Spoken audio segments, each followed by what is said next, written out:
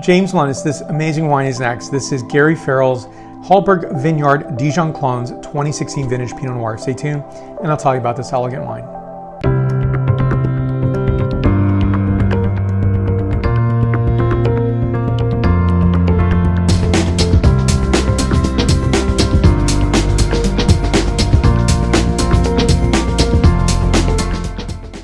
I was on this Zoom tasting with the winemaker Teresa Heredia, as well as other wine journalists, and it was fantastic to really delve into this fantastic winemaker, a specialist and expert in making Pinot Noir and other wines as well. And so for me, it was just a great insight, and I always appreciate that and love that. So I enjoy this because there's two different clonal identities, that is the Dijon clones and then the non-Dijon or the mixed clones.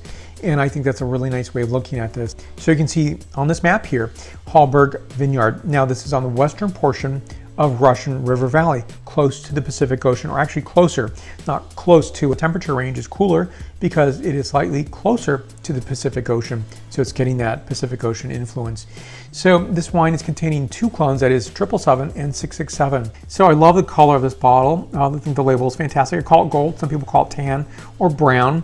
But you can definitely see this from a very large distance away and understand that this is Gary Farrell's Pinot Noir. Back label for you to look at here. So 937 cases in total have been produced.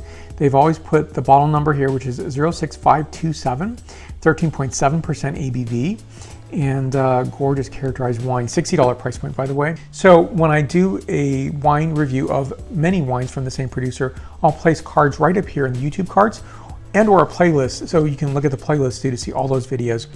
Now, I try to talk about vinification where I know information, and of course there's a lot of information on this wine.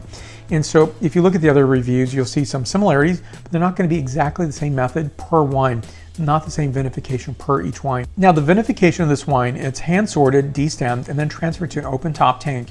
And a small percentage of the fruit is added as a whole cluster later. The juice of each tank is chilled to 45 degrees Fahrenheit or 7.2 degrees Celsius, cold soaked for about 4 to 8 days prior to fermentation. After fermentation, the new wine and solids sit in tank for 7 to 10 days for maceration. The wine was then gently pressed off the skins and seeds and then inoculated with malolactic fermentation, and then the wine is racked into French barrels, light and medium toast, for 15 months on primary lees.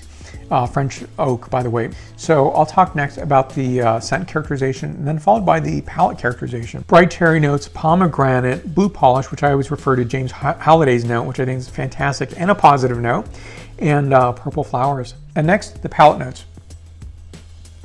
So every single Pinot Noir is just so uniquely different.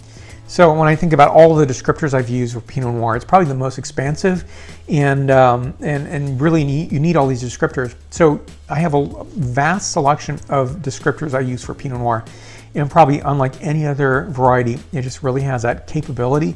Of course, it's a complex wine grape, and you're going to get these complex notes. So complete acid forwardness on the palate here, tart red fruit, cherry and pomegranate notes, white pepper, Ethiopian coffee, dried roses, as well as graphite. And so this wine is 94 points out of 100 points.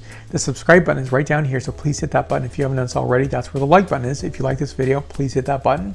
More information on the producer will also be listed. And in between videos, you'll find me on Facebook, Twitter, Instagram, LinkedIn, and WordPress.